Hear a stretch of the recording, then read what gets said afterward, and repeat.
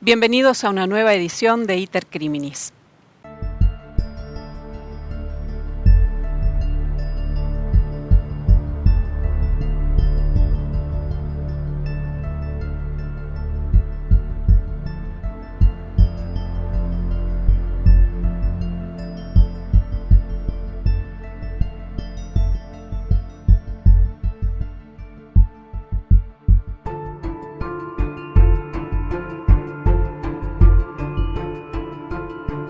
El capítulo de hoy nos traslada a octubre del 2014 y tiene que ver con la desaparición y muerte de Franco Casco.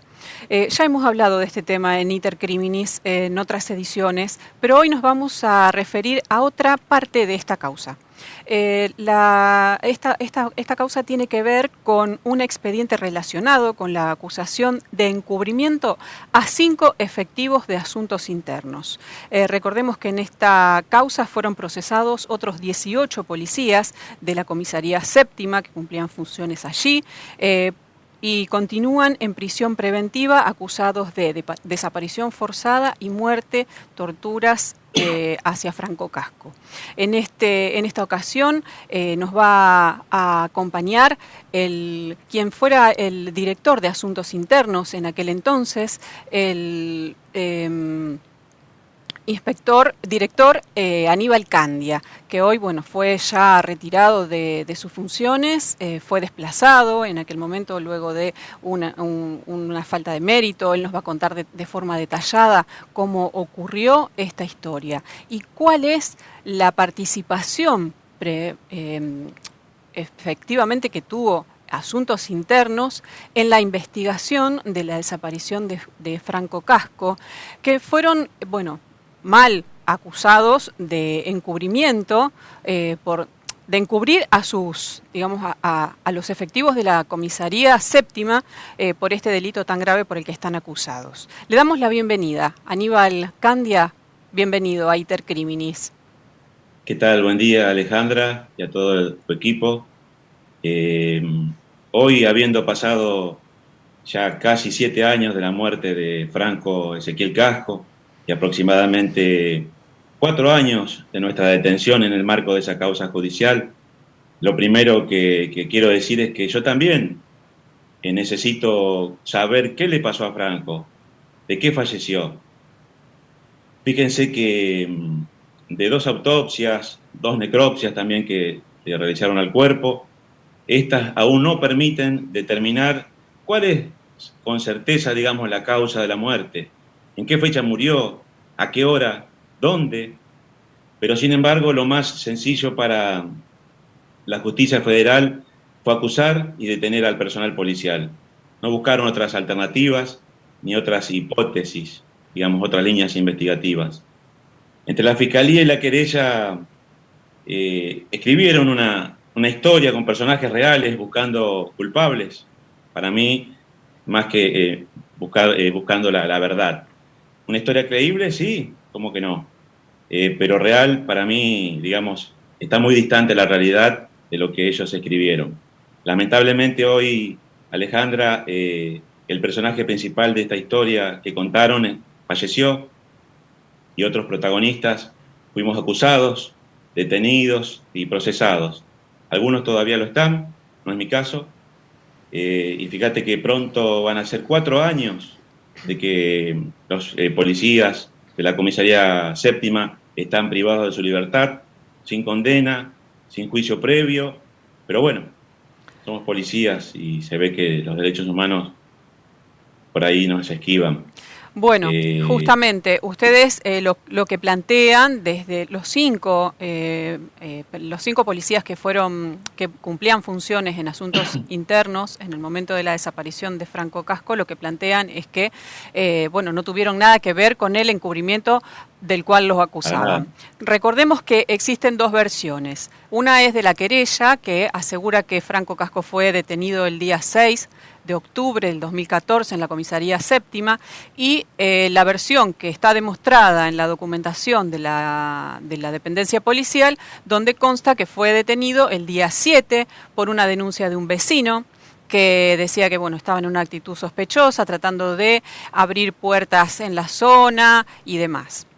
La querella dice que fue detenido la noche anterior en la estación de trenes cuando él se había dirigido allí para tomar un tren justamente para volver a su ciudad natal, Florencio Varela.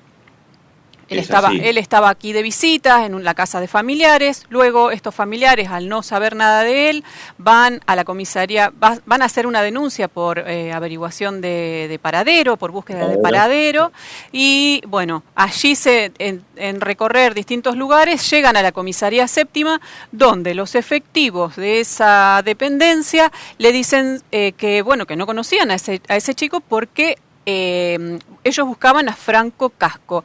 Pero en el libro él se había identificado como Franco Godoy, que es el apellido materno. Por ahí la confusión. Pero desde ese primer momento en que los familiares fueron a preguntar sobre Franco a la comisaría, nunca se negó que haya estado detenido ahí, sino que hubo una confusión con el apellido. De hecho, la policía brindó toda la documentación que estaba a su alcance, inclusive cuando empezó la investigación por parte de la justicia provincial, porque recordemos que este caso, al iniciarse como búsqueda de paradero, inició en la justicia provincial y luego, tras una serie de acontecimientos que se fueron desarrollando, pasó a la justicia federal cuando, luego de haber encontrado el cuerpo en el río 24 días después, se caratuló la causa como desaparición forzada y ahí se culpó a los, se señaló a los policías de la comisaría séptima como los responsables de esa desaparición y muerte, como que lo habían torturado y asesinado en la comisaría y habían descartado su cuerpo en el río.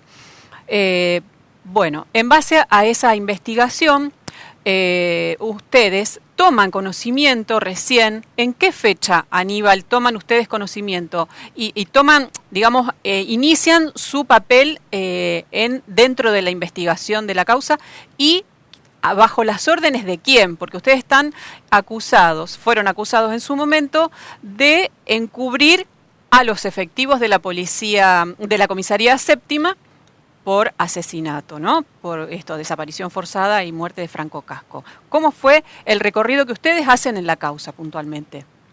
Lo relataste en forma muy clara. El 24 de octubre del año 2014 yo era jefe de la Delegación Zona Sur de Asuntos Internos. Posteriormente, en 2016, soy designado como director provincial, que es cuando se produce la detención nuestra. El 24 de octubre, como te decía, me convoca el fiscal doctor Fernando Dalmau, de la Fiscalía Regional número 2 de Rosario, perdón, y me da a conocer lo que vos comentaste, que había una denuncia radicada el 8 de octubre por parte de una señora llamada Roque María Casco, tía paterna de Franco, quien había denunciado que el día 6 su sobrino había salido en horas de la tarde de su casa rumbo a la estación Rosario Norte para abordar un tren que salía a las 12 de la noche aproximadamente y luego del 6 ellos ya no lo ven más. Lo que me indica el fiscal Dalmau es que ya estaba originado un legajo de investigación por búsqueda de paradero. Estaba a cargo en ese entonces la oficina del doctor Leandro Trangoni, me cede unas partes de las actuaciones y nos ordena, nosotros siempre actuando, hago esta aclaración, como auxiliares de la justicia, porque la investigación estaba radicada en la fiscalía, ellos eran los directores, nosotros simples colaboradores, nos ordena que nos concurramos a la comisaría séptima y obtengamos fotocopia de la documental que allí obrara. Fue así, 16 días después es que Asuntos Internos toma conocimiento de esta desaparición. Concurre en ese momento el jefe de investigaciones, que era el inspector, hoy ya subcomisario Sergio Pieroni, y el sumariante o responsable de la investigación, que era el oficial Carlos Ríos. Obtienen fotocopias y es ahí del libro de guardia donde se registra entrada y salida del personal y de otras actuaciones que había en el lugar. ¿Por qué? Porque ya a ese momento, 24, ya estaba actuando, Derechos Humanos y otras organizaciones más. Claro. De las fotocopias que obtienen, surge que Franco había estado alojado en esa dependencia el día 7 de octubre. Con lo que relataste, a raíz del llamado de un vecino, lo trasladan. El mismo 7 hay constancias de que consultan con la fiscalía sobre qué van a hacer con Franco Godoy, si se había registrado él, según las constancias. Yo te voy a contar lo que está escrito, no, exacto. Sí, lo que está en el expediente. El expediente, exactamente. En el expediente figura como Franco Godoy, y es más, una confusión hubo porque la tía, cuando hace la denuncia de paradero, no dice que se llamaba Franco Godoy, dice que se llamaba Lucas. Perdón, Franco Casco. Dice que se llamaba Lucas, también una confusión de nombres. 3 nombres para una persona. Eso generó también unas, digamos, dudas respecto de lo que estaba sucediendo en ese momento.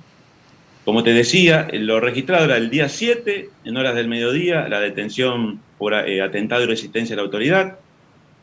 Consultan con el fiscal de turno y de flagrancia, que era el doctor Álvaro Campos, y él ordena, bueno, que lo fichen, como se dice, digamos, tomen impresiones dactiloscópicas de Casco, fotografías de él, y posteriormente, de no poseer pedido de captura en circulación, que le concedan la libertad. Como él no conocía, según las constancias, como te digo, no conocía bien dónde vivía su tía, lo llevan en el patrullero 2 veces, ahí registra salida, un patrullero de la comisaría, no recuerdo el número ahora, de móvil, pero vuelven y le avisan al fiscal Álvaro Campos que no se acordaba bien el lugar del domicilio de su tía. Y eso entonces dispone la fiscalía de flagrancia que, bueno, libérenlo, que se vaya. Y es así que registra también salida alrededor de las 22 horas. Yo sinceramente no recuerdo con exactitud, pero en horas de la noche del día 7, sí, a las 22 tiene salida. Y unos minutos. Bueno, ahí, nosotros seguimos con las diligencias en colaboración. Recuerdo que solicitamos todo con conocimiento de la Secretaría de Control de Fuerzas de Seguridad, que estaba a cargo del doctor Ignacio Del Vecchio en ese momento. Él, dialogando con el ministro, se pudo acceder a cámaras de seguridad de la ciudad de Rosario, de Municipalidad y de la que tenía el Ministerio, la Policía sería. Nosotros colaboramos con la búsqueda de imágenes, a ver si se lo podía localizar. Recuerdo que se hicieron una especie de pancartas diciendo, si lo ven a Franco Casco, con una foto que había aportado a la misma familia, a la Fiscalía, que se contacten con nosotros. Personal nuestro estuvo por las orillas del río Paraná, pero buscando, digamos, a lincheras de la zona o vagabundos, porque pensamos que al estar, que estaba con vida y que estaba, digamos... perdido, tal vez. Exactamente. Así que después me permito hacer otra aclaración, porque fue muy duro lo que dijeron, de que plantamos pruebas respecto de la presencia de Franco Casco, pruebas, digamos, imágenes, filmaciones de Franco Casco en una iglesia. Claro, esto tiene que ver con las imágenes que, hubo una versión de que había estado Franco en una iglesia de la zona, y después se comprueba lo que vos vas a contar ahora, pero en realidad los acusan a ustedes de haber plantado esas pruebas, como de que Franco Casco estaba el día 26 de octubre con vida en la iglesia.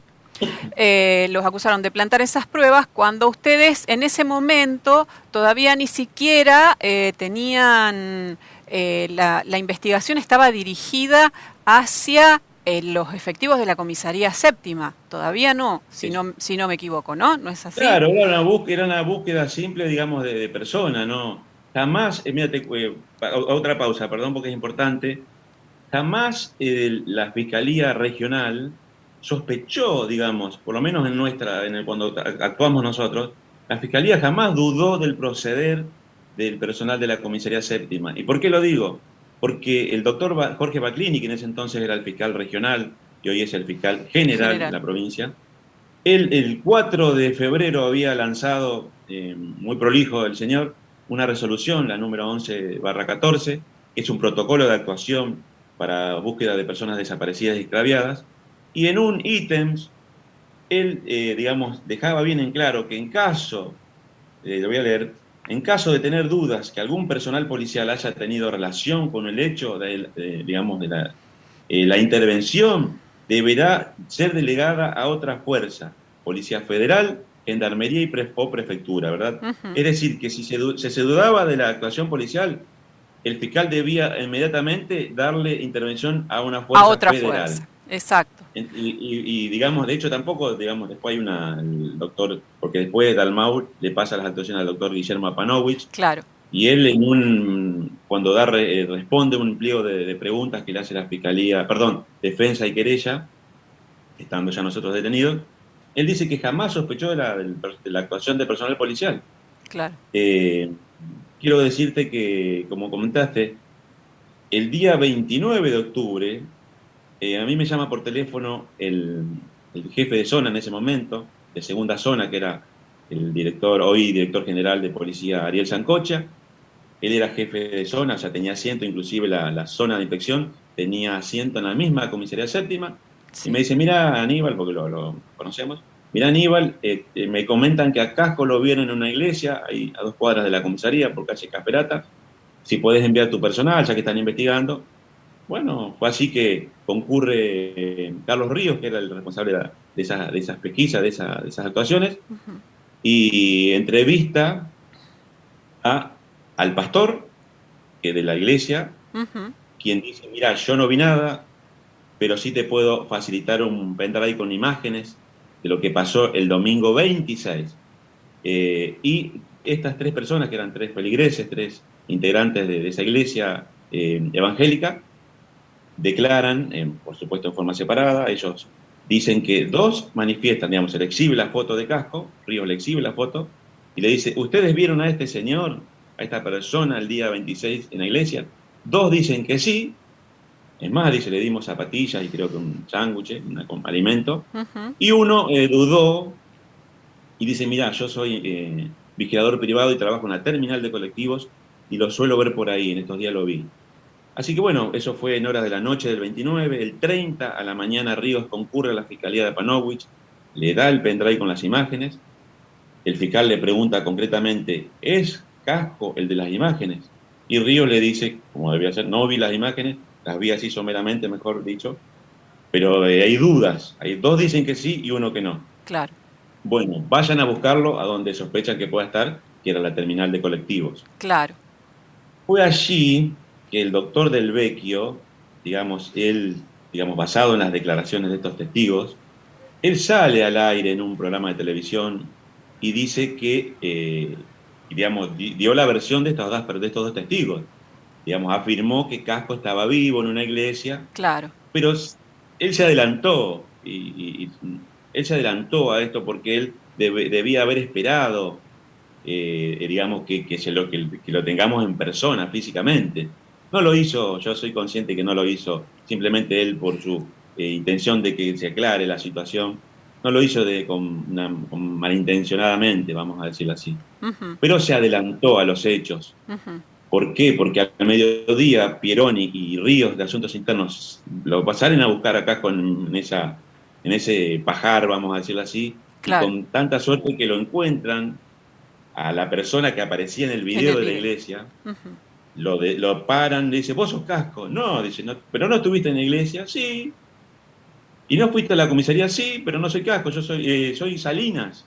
Leonardo Ramón Salinas, Así muy es. parecido físicamente a Casco, eh, muy parecido, pero no era. Se Claro. le avisó al fiscal inmediatamente a Panowicz y dispone que, bueno, que prosigan las diligencias como se Claro. estaban realizando. Claro. Por eso quedó muy en claro en las actuaciones están. Nosotros jamás, asuntos internos me refiero, como empleados policiales, no como funcionarios políticos, asuntos internos jamás, digamos, dijo en ningún medio, en ningún escrito, que Casco había sido visto con vida en esa iglesia. Fue muy triste lo que dijeron posteriormente, entre ellos el querellante principal, que era el doctor Ganón, eh, digamos, en medios de Santa Fe, que Candia plantó pruebas, que Candia desvió la investigación, porque él conocía la causa si él era querellante, pero salió a, digamos, a agraviarnos sin sentido, Ujú. digamos, implantando en la sociedad una versión que nada tenía que ver con la Con la realidad. realidad. Exacto. Bueno, esta investigación luego continuó. ¿En qué otras circunstancias tuvieron intervención ustedes?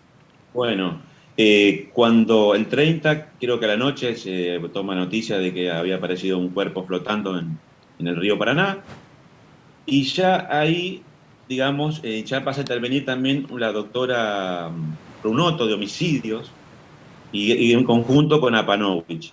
Ujú. Nosotros ya no tuvimos acceso al cuerpo porque no teníamos, digamos, no estábamos involucrados en eso, simplemente en la colaboración. Pero igualmente se dispusieron otras medidas, entre ellas el fiscal dispuso ya el secuestro del libro de guardia, no fotocopia, sino el original, el secuestro también del libro de medicina legal, porque también estaba en duda el proceder de la médica de policía de ese día, me refiero al 7 de octubre, que era que tuvo de turno la doctora Celaya. Se tomaron declaraciones, se secuestró inclusive un celular con el cual se le había obtenido la foto del legajo prontuarial de Casco en la comisaría, era de un oficial, no me recuerdo el apellido ahora, Acosta, si no me equivoco. Y bueno, y el cuarto, bueno, se hicieron otras diligencias, todas ordenadas, por supuesto, por la Fiscalía, y entre esas diligencias, el doctor Apanovich ordena que personal de Asuntos Internos, Delegación Sur, se constituya en la comisaría séptima y entreviste a los detenidos que estaban en ese momento, los detenidos comunes, digamos. Eran alrededor de 30 presos, quienes ya habían sido entrevistados por derechos humanos, por defensores y también luego por la Fiscalía. La cuestión es que cuando Asuntos Internos los entrevista a estos 30, quiero aclarar que entrevistar no es tomar declaración por escrito, sino el nuevo sistema procesal hoy digamos, oral, verbal, como se dice, y Claro. si yo hablo contigo y vos no me das una noticia que sirva para la investigación, no te voy a recibir, digamos, por escrito. Entonces lo que se hizo fue plasmar en un acta que consultados los detenidos, respecto de haberlo visto a Casco en la comisaría o algo, una situación extraña que llame la atención, estos manifestaron lo mismo que le dijeron a derechos humanos, a defensores y luego a la fiscalía, a los fiscales, a Panovich y Prunoto. Dijeron que no vieron ni escucharon nada. ¿Qué pasó? Meses después, cuando estos detenidos son, digamos, llamados a declarar en sede de Fiscalía Federal, ya porque la causa había pasado a la Justicia Federal, ahí hubo contradicciones y digamos, el fallo lo dice, que ellos no pueden dejar pasar por alto lo que dijo un detenido, que dice que no recuerda quién le dijo, pero que él recordó que había un franco, no sé qué día, y entonces la Cámara de Apelaciones no tuvo más que tener en cuenta ese relato de un detenido ¿De qué y, total? ¿De cuántos fueron los detenidos más de alrededor de que 30. declararon? Y bueno, los otros declararon otras cosas, pero yo me refiero a lo de asuntos Sí, internos, sí. ¿no? Porque por esa declaración de un detenido, eh, digamos, los subcomisarios Escobar y Císcaro, que fueron los enviados por asuntos por quien te habla a tomar entrevista en la comisaría ese 4 de noviembre de 2014, por la declaración de esa persona, digamos, hoy Escobar y Císcaro siguen procesados por encubrimiento, en libertad, pero procesados. Ujú. Me adelanto a tu pregunta seguro, Sí, pero Pironi, Ríos y yo, quien te habla, sí. fuimos Fueron sobreseídos, sobreseídos, exactamente. definitivamente. Sí. Un punto que hay que tener en cuenta, que también ocurrió con el resto de los detenidos y procesados en la causa, que ¿Sí? fueron todos detenidos prácticamente 3 años después de ocurrido el hecho.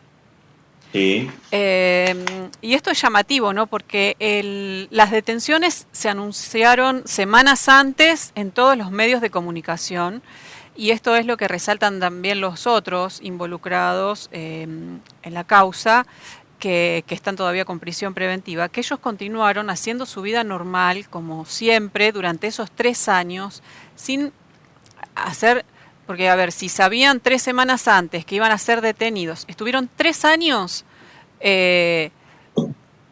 continuando con sus actividades normales en sus lugares de trabajo, en sus casas, en sus ámbitos Pero por sociales, supuesto, en su vida, como continuaron vos con su decís, vida normal.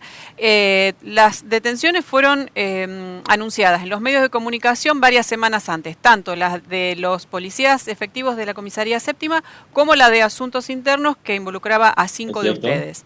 Entonces, cuando fueron a detenerlos, los encontraron en sus lugares de trabajo y demás. Es decir, que todo, digamos, podrían, si fuesen tan impunes como para suponer que pueden hacer desaparecer y matar a una persona, también podrían bien haberse fugado o haber implementado alguna estrategia para zafar de la situación, digamos, todo esto Pero, entre comillas, ¿no? Porque realmente no tiene mucho sentido, y incluso algunos de los efectivos que no encontraron en sus lugares de trabajo o en sus domicilios, ellos mismos fueron y se presentaron y se pusieron a disposición. Por lo tanto, hay una cierta, un halo de cuestiones que no quedan del o todo sea, claras en el tema de todas las acusaciones que se están haciendo. y claro, fíjate, en nuestro caso, bueno, cuando yo me entero por el medio, como te digo, por un diario de Rosario, bueno, junto con los otros 4 integrantes, nos presentamos espontáneamente una semana antes, digamos, de la detención en el juzgado federal número 3 con un abogado de confianza y nos ponemos a derecho, como se dice, a disposición de la justicia, y ahí nos dicen que no hay nada, que espere, que esperemos. Bueno, inclusive en ese momento los que tenían pasaporte los habían entregado para que vea que no había peligrosidad, digamos, de fuga. Ujú, De hecho, tampoco había peligro procesal porque no teníamos en poder el expediente. ¿Qué podríamos alterar de la causa? claro. Aparte habían pasado, como dijiste, 3 años. Y bueno, a la semana decido viajar porque ya sonaba más fuerte, digamos, la detención nuestra. Recuerdo que fue el Día de la Policía del 31 de agosto de 2019. Bueno, asistí al acto como lo solía hacer, pero ya no daba para más esto. La cuestión es que el 4 de septiembre yo en viaje a Rosario con a Escobar sí, porque los otros muchachos son de Rosario, Ríos, Císcaro y Pieroni, de zona sur, digamos, de la provincia. Nos llama el abogado nuestro y me dice, mirá Aníbal, ya están las detenciones, andate directamente a tribunales. Y fue así que cuando llegué a tribunales me presento, declaro, soy el primero en declarar, hubo 30 detenciones ese día, soy el primero en declarar y me notifican de que iba a quedar detenido, la verdad es que no entendía nada, eh, y bueno, Gendarmería viene un comandante y me traslada a la unidad, el móvil número 2 de Gendarmería, donde estuvimos privados de la libertad por 2 meses allí. Ujú, El caso de Álvarez, yo recuerdo que él se presentó, después estaba trabajando, él siguió haciendo su vida normal. claro.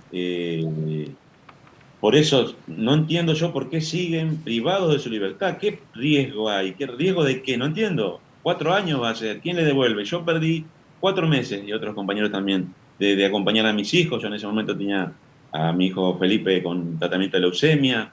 No me dieron prisión domiciliaria. Tenía mi hija Sara, bueno, tiene una discapacidad motriz.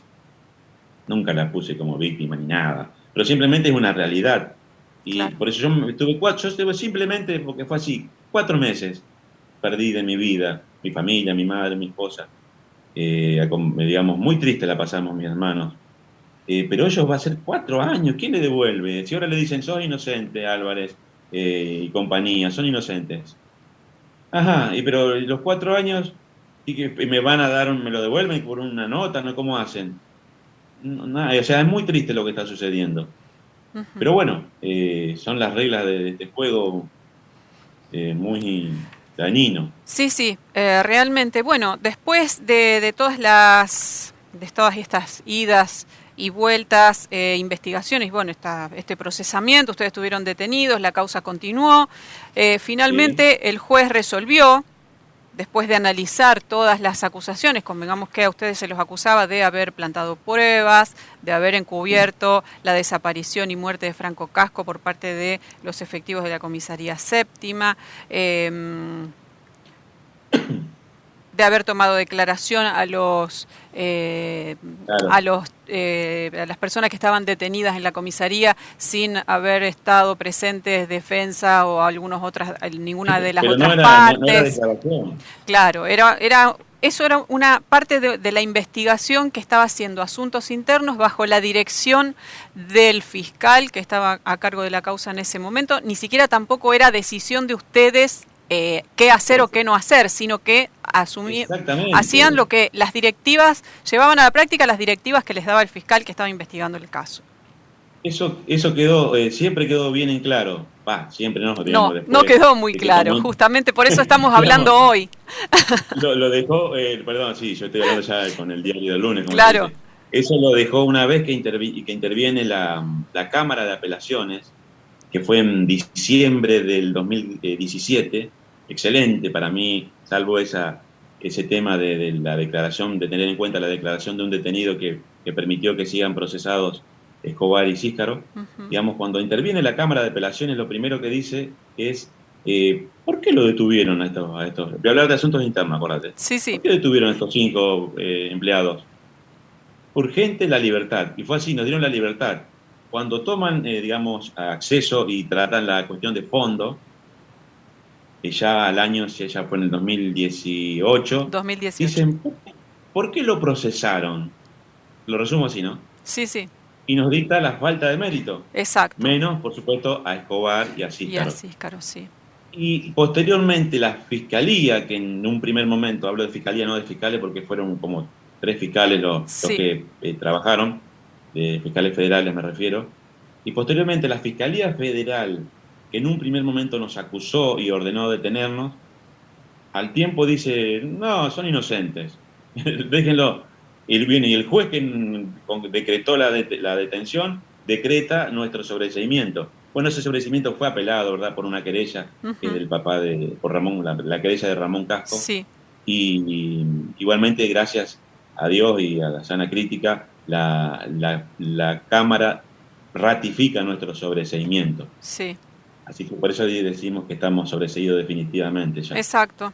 Así es, eso Pero sí fue. hubo una serie fue una causa más mediática basada en creencias que una causa, digamos, basada en evidencia, como decimos siempre.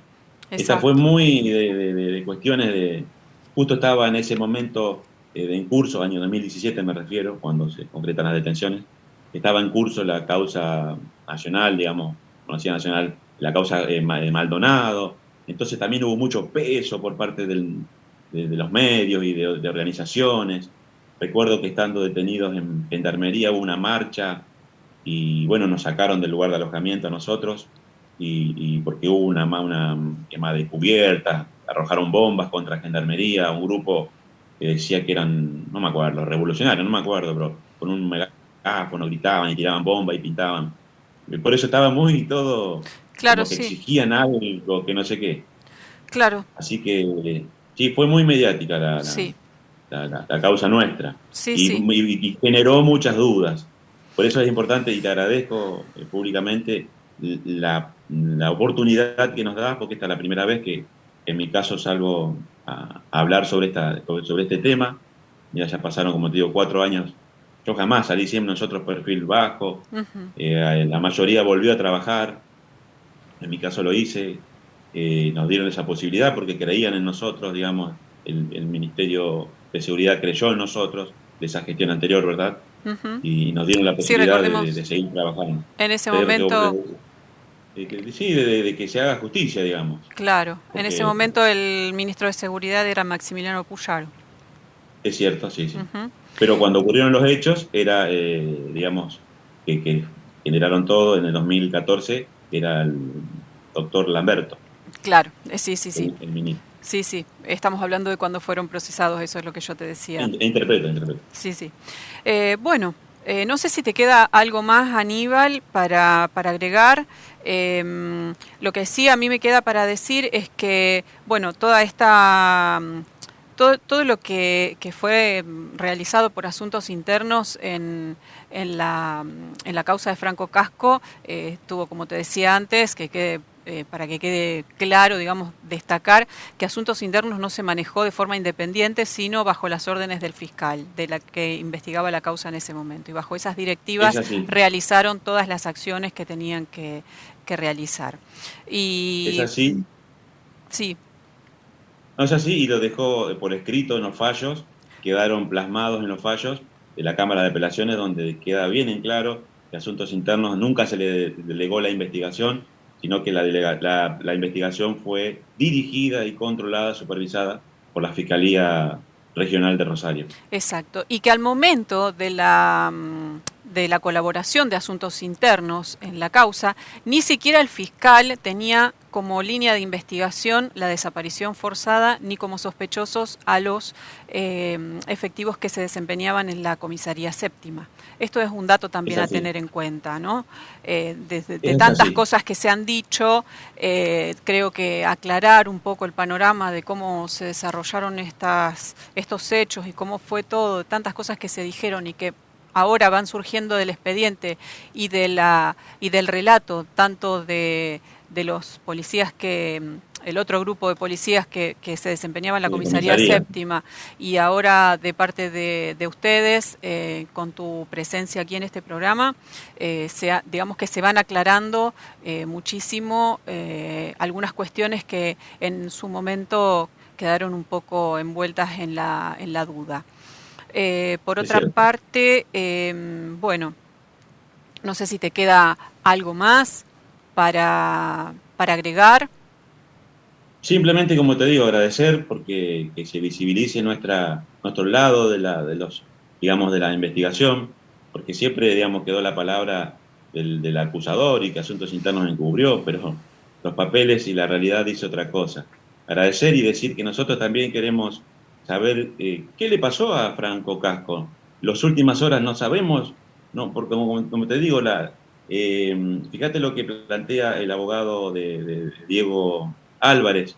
Dice, a mi cliente lo detuvieron y está procesado y detenido con prisión preventiva por haber matado a Franco Casco el día 6 de octubre de 2014 en horas de la noche en la comisaría.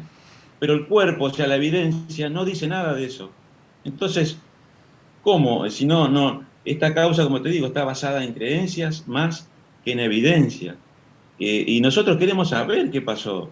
La causa hoy la sostiene el testimonio, o los dichos, mejor dicho, disculpe la redundancia, de detenidos que estaban en la comisaría, inclusive quiero que también que queden claro que esos detenidos fueron denunciados penalmente por encubrir, por falso Falso testimonio. testimonio, sí. ¿Por qué? Porque se determinó que ellos decían una cosa, era imposible, lo que ellos decían no es posible de Materialmente demostrar. imposible. Exactamente. Entonces, hoy la causa Casco está sostenida por el testimonio de estas personas. Seguramente ya están en libertad, ¿no? ¿Verdad que no? Claro. Desconozco, no. Vos me decís, me acuerdo de un apellido que había declarado que era Espinosa, Espinosa. pero no me acuerdo el nombre, o sea, no, porque no nos dedicamos nosotros digamos, a esas situaciones. Vamos a lo real, a lo concreto. Claro. Y estos son simplemente dichos. Ujú. Y por eso todavía 4 años que están perdiendo nuestros camaradas, nuestros compañeros, de estar con su familia, de estar en libertad, que no hay nada más bello que eso. Te lo dice una Seguro. persona que fue privada de su libertad. Sí, sí, sin duda. Sin duda la libertad es Injustamente, uno de los derechos más preciados, ¿no? Eh, exactamente. Aníbal, no puedo dejar de preguntarte sobre una cuestión que estuvo en el tapete hace muy poco tiempo y que fue la denuncia de Saín en relación a los fondos públicos que se utilizaron para la defensa de los efectivos de asuntos internos. Sé que es una causa que está en proceso todavía, no sé si nos podés comentar algo sobre eso. Alejandra, sí es cierto, creo que hoy ya va a ser un año de esa denuncia, está radicada en la Fiscalía de Delitos Complejos de acá de la ciudad de Santa Fe, digamos, la Fiscalía Regional número 1. pero por consejo, digamos, del abogado que me patrocina, que me asiste, por el momento no puedo, no debo hablar de ese tema porque, como dijiste, está en plena etapa de investigación esta causa y no quisiera, sinceramente, violar el secreto de actuaciones. Pero sí, permitíme decir que esa denuncia sirvió para que algunos legisladores y funcionarios siguieran agraviándonos, acusándonos y condenándonos mediáticamente. Porque son personas que deben ser respetuosas de la ley y ser un ejemplo para la sociedad por el cargo que ostentan, ¿verdad? Pero no lo son, se dedicaron a seguir injuriándonos en distintos medios, sin respetar en ningún momento el principio de inocencia que nos asiste a nosotros. Que el ministro, hoy ex ministro, diga en un medio que los abogados que nos patrocinaron en ese momento estaban defendiendo a policías que secuestraron, torturaron, asesinaron y desaparecieron al chiquito Casco. La verdad que fue muy triste leer eso. Sobre todo al Dijo no además haber una condena, ¿no? Y al todavía no haberse realizado el juicio. exactamente, Me vaya parece. la violación del principio de poderes, como se dice. Y él agregó, dice, es una miseria institucional. Y la verdad que ellos están mostrando esa miseria. Pero bueno, que está en la justicia, ellos van a tener que resolver. Y bueno, por el momento, como te digo, no puedo agregar más nada. Sí te lo confirmo de que esa denuncia existe y está en curso. Bien. Bueno, Aníbal, muchísimas gracias por tu tiempo, por compartir este testimonio con Iter Criminis y bueno, te despedimos y agradecemos haber compartido la versión de ustedes y cómo fueron ocurriendo las cosas en la causa Franco Casco de acuerdo a la participación que tuvo el personal de asuntos internos. Muchas gracias y bueno, nos despedimos. Muchas gracias y bueno, hasta la próxima Hasta y la a próxima. disposición. Muy amables. Gracias a vos. Bueno, Saludos a todos. igualmente. Hasta aquí llegamos con Intercriminis. Nos volvemos a encontrar en una próxima edición. Muchas gracias.